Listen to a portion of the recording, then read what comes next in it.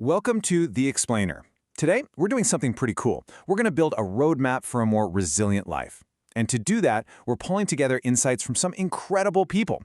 A Navy SEAL, a groundbreaking therapist, a master storyteller, and, get this, a doctor who literally cured his own disease. Let's get into it. All right, so let's kick things off with a really powerful idea from author Stephen Pressfield.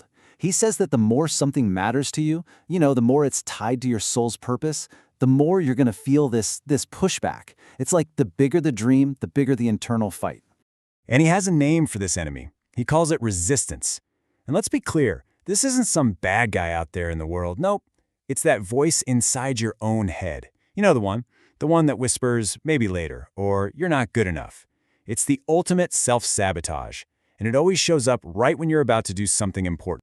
And this resistance, well, it wears a lot of different masks, right? For some, it's the trauma you just can't seem to shake. For others, it's that addiction you can't kick. It could be the creative block that paralyzes you when you sit down to write. Or maybe it's those same old ruts you fall into in your relationships, again and again. So, part 1, winning the inner war. It's all about going from amateur habits to professional discipline. So the big question is, how do you actually fight this thing? Well, the first step is realizing the fight isn't out there. It's in here. It's an inside job. To win, you have to completely shift your mindset. Pressfield lays this out beautifully with this idea of the amateur versus the professional. And listen, this has nothing to do with money. It's all about your mindset. The amateur works when they're inspired, when they feel like it. But the professional shows up every single day, they play hurt, they're governed by commitment, not feelings, and they are absolutely dedicated to finishing the job. And you want to see this in action? Look at someone like Navy SEAL DJ Shipley. He embodies this professional mindset. He has this incredibly rigid daily routine. But here's the kicker. It's not really about physical fitness. He does it because he's terrified of what will happen to his mental health if he doesn't. He builds this fortress of habit, controlling every single thing he can to protect his mind from the chaos of the world. Okay, let's switch gears a bit and see how this inner war plays out in our relationships. According to therapist Terry Real, your biggest challenge isn't actually with your partner. It's with a part of yourself. He says that when we get triggered, we instantly revert to what he calls our adaptive child, that immature, reactive, wounded part of us that just takes over. So what's the move? The key is to learn how to parent that part of yourself. You need to call in what he calls your wise adult. You can literally talk back to that inner child. Acknowledge it, but don't let it drive the bus. You meet its panic with your calm, its immaturity with your wisdom. It's a skill, and it's a total game changer. All right, part 2, mastering the outer world. Because you see, once you start getting a handle on that inner world, then you can actually start to master the outer world, especially when it comes to the tricky business of relating to other people. And this really gets to the heart of Terry Real's work. His guiding principle is this: don't be hard, don't be soft, be skilled. See, it's not about being a tough guy or a doormat. It's about learning the skills of relating. Why? Because it's simply more effective. It's in your own self-interest to be skilled, not just to react on impulse. Here's a perfect example of what he means. Think about how we usually start arguments. With a complaint, right? You never take out the trash. And what happens? The other person gets defensive, instantly. So he teaches this amazing little trick. Inside every complaint, there's a hidden wish, a request. So find that request and lead with that. It totally flips the script. And this idea of being skilled isn't just for arguments about the dishes. It applies in the most extreme situations imaginable. DJ Shipley talks about the absolute necessity of compartmentalization in the SEALs. He had to be incredibly skilled at shutting off his thoughts about his family to do his job, and frankly, to stay alive. But here's the thing. The real skill, the hardest part, isn't shutting it off. It's turning it back on. It's the transition. It's that moment before you walk in the door at home. It's taking a breath and consciously deciding what version of yourself you're going to bring to your family. Leaving the warrior, or the stressed-out employee, in the car and choosing to be present. Okay, let's move into part 3, unconventional tools for transformation. So we've talked about mindset, we've talked about skills.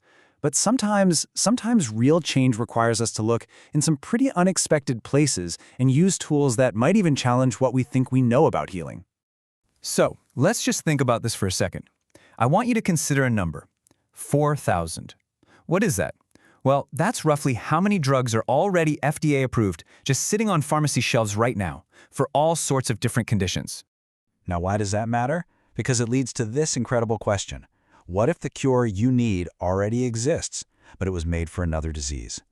That's the question that drove Dr. David Feigenbaum.